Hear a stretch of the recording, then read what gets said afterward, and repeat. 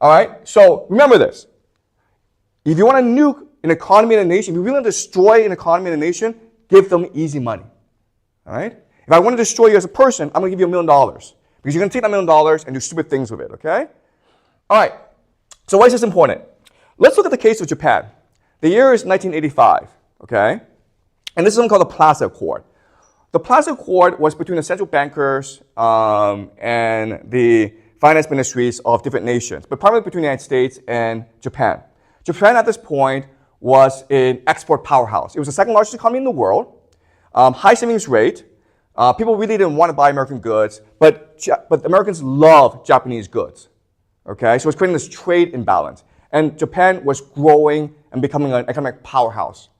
So America said to Japan, listen, you guys need to restructure your economy because your consumers aren't spending any money. This creates trade imbalance. And ultimately, this will lead to structural problems in Japan. So what we're going to do is we will revalue the Japanese currency. We will appreciate it against the US dollar. Okay? So as Japanese consumers, you're able to buy more from the United States. Now, Japanese economists thought this was a terrible idea. But because America has military bases in Japan, Japan didn't really have a choice in the matter, right? And so this created the Japanese explosion of wealth, okay? So they were able to buy Rockefeller Plaza in New York City, and this created a fear of Japan in the United States.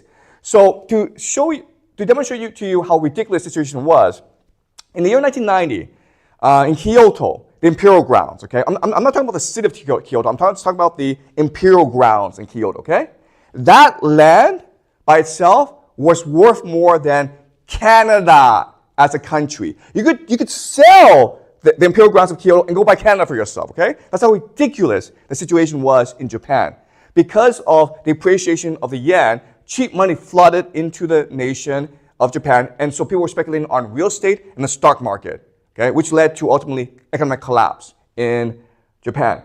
So as you can see, from the 60s up until about the 90s, Japanese growth was pretty strong. But after the Plaza Accord, you saw a steep drop, okay? The Plaza Accords, by appreciating the yen, by giving Japanese easy money, it destroyed the Japanese economy. All right, so remember this.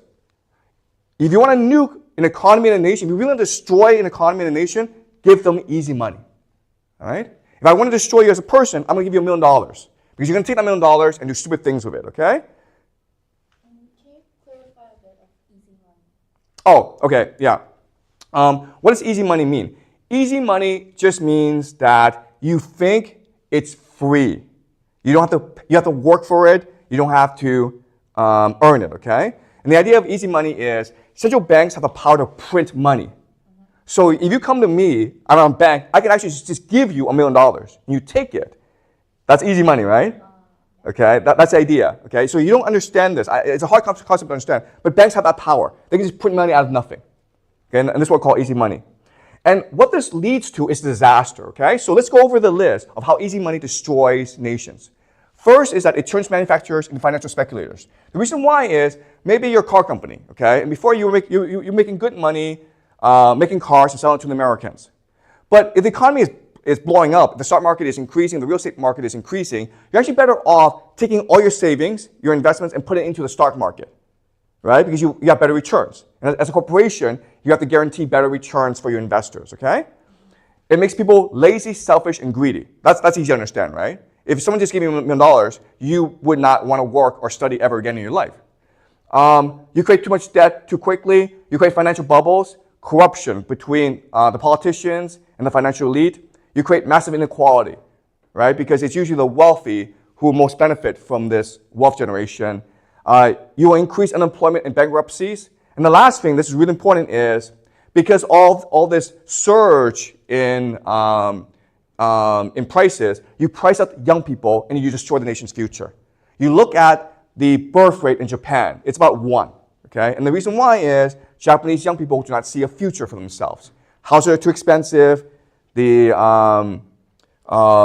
jobs don't pay that well. Okay? Any questions before I continue? Is this fair? Okay. All right, let's continue. But it's not just Japan. It's also the 1997 Asian financial crisis. Remember, this is when South Korea, Thailand, Indonesia, their currencies were under attack. And because their currencies were under attack, they became devalued. The problem with this is, before this, Thailand, Indonesia, and South Korea had access to easy money provided by central banks. And so they could afford to buy things overseas, invest things overseas. They could, but once the currency was devalued, they now went bankrupt. Okay, and as a result, the International Monetary Fund was able to step in and privatize the central banks. So that's a playbook. All right. 1989 is important because that's when the Berlin Wall fell and the Soviet Union and communism came to an end. Now it's the Pax Americana, okay? And in the Pax Americana, the system is America would ship its manufacturing overseas. Remember, manufacturing was a source of middle-class wealth generation. Now it's shipping all its manufacturing overseas to focus on financialization, all right? So the idea is that Wall Street would take all its money, all this wealth being generated overseas, and then take it back to America and use it to invest in America, to basically engage in financial games. Okay? Does that make sense? So in other words, before America was manufacturing things like cars and washing machines, now America is just gambling. Okay? The entire economy is based on gambling anymore, and this will lead to something called the 2008 Great Financial Crisis, where the global economy collapses basically.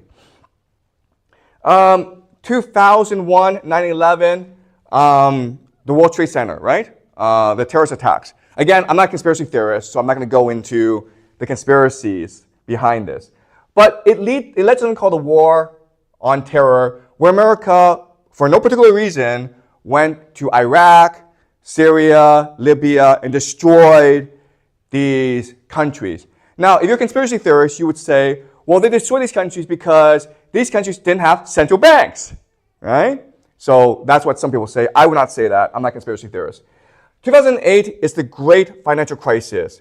Why did it happen? It happened because America had become a gambling economy. And so it had to take money and invest it. The problem, though, is there's too much money flowing into America, and there's not enough good investments. So what Wall Street did was it started to invest in really bad investments. It was encouraging people with no money to go and buy like 5 houses, okay? And eventually they would have to default. And when they default, it would create a cascading effect where the entire global economy would collapse. And that's what was the 2008 Great Financial Crisis. To solve this problem, what America did was print money, okay? Look at this, guys. Up until the year 1980, America had about $1 trillion in debt, okay? America was founded in 1776. By the year 1980, about 20 years later, it had $1 trillion in debt. Today, it has now $37 trillion in debt, okay? This is all money printing. Starting about 2008, boom, you see the steep curve going all the way up, all right? The economy in America right now is really screwed up. The reason why is the stock market is worth twice as much as the real economy. Okay, that makes no sense at all. The total value of the U.S. economy is half of that of the stock market. Okay, so this shows you that right now America is living in a fantasy. It's a make-believe economy.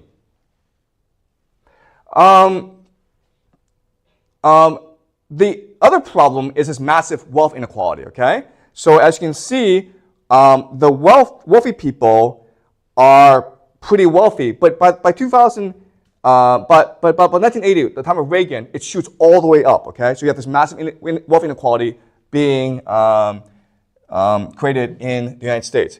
This also shows you how wealthy the top 0.001% are relative to everyone else. Okay, so the main beneficiaries of all these reforms of this financialization has been the ultra wealthy in America. At the same time, if you're an average American, all you've seen is your debt go up, okay? Your debt has gone way up. So you can make the argument that the system is designed to exploit the middle class by forcing them into debt so as to enrich the wealthy's investments. Okay? That's the American system.